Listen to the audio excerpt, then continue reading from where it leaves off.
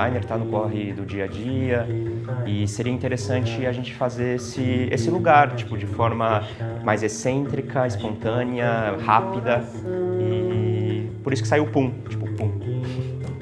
Ninguém vai me sujeitar. Nas agências ou eso, o en otros estudios que trabajé, era esa historia. Trabaja en un computador, lo que puedas producir con computador, con banco de imagen, y después, layouta, que vamos a fotografar exactamente lo que tú layoutó, que nunca es la mejor cosa, mas no estudio, una cosa que podemos hacer es multidisciplinar mesmo. Si, por ejemplo, tengo que montar una foto y una maquete, vamos a montar una foto y una maquete. No va a ficar en una cosa do computador. Acho que o analógico, ele às vezes hoje em dia, né, ele tem que ser fomentado, enquanto o digital ele é facilmente já divulgado, sabe? As pessoas naturalmente aprendem com ele e usam ele. Porque o digital, ele preza pela velocidade das coisas, assim. Então você tem que ficar atento se aquilo realmente é autêntico. Eu, quando estudei na faculdade, nos primeiros 2 anos, era proibido tocar computador. Para você estruturar uma peça, um layout, um póster, qualquer coisa, você senta no layout do Illustrator, por dizer assim, e você tem que jogar elementos e construir elementos. Agora, se você quer estudar estrutura e morfologia, pega um jornal, revista, foto, vai uma xeroca todo em todos os tamanhos que tu pode, tem uma ideia, lógico, e o fato do collage, de você poder ir provando na hora, de você não ter que estar lidando com uma interface, por mais gráfica e simplificada tenha ficado com os anos, é fundamental.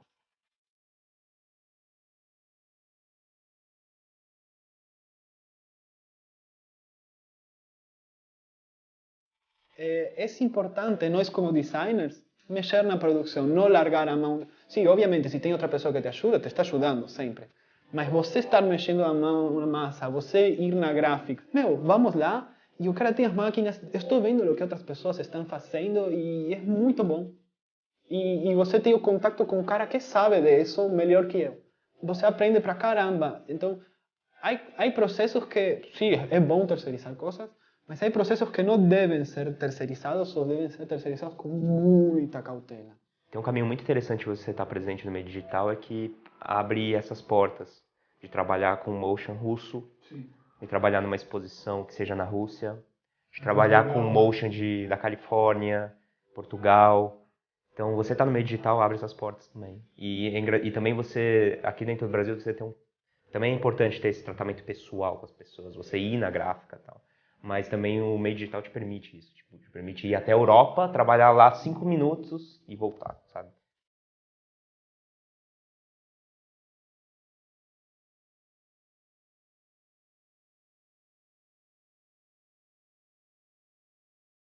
Esse projeto é um projeto que desenvolvimos de conteúdo e de vários elementos que se foram ramificando. Primeiro queríamos trabalhar uns cines falando sobre vanguardias do design. Um é o pós-guerra, o avant-garde pós-guerra de Japão, de Tóquio, né? E o outro é o Swiss Style.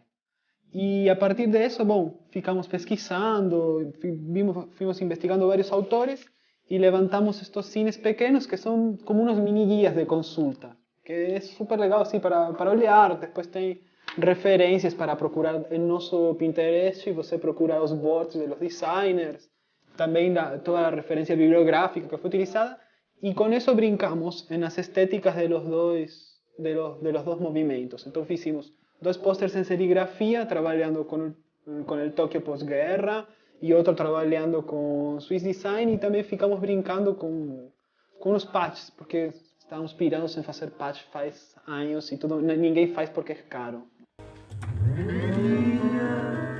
Fazer uma presa da minha poesia, mas hoje Maria, da minha surpresa. Dá pra fazer mais devagar, assim, aquilo.